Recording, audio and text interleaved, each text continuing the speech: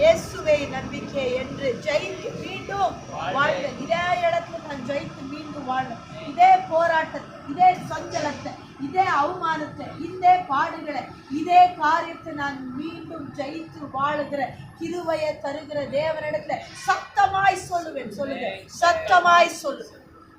எத்தனை சோர்வுகள் வந்த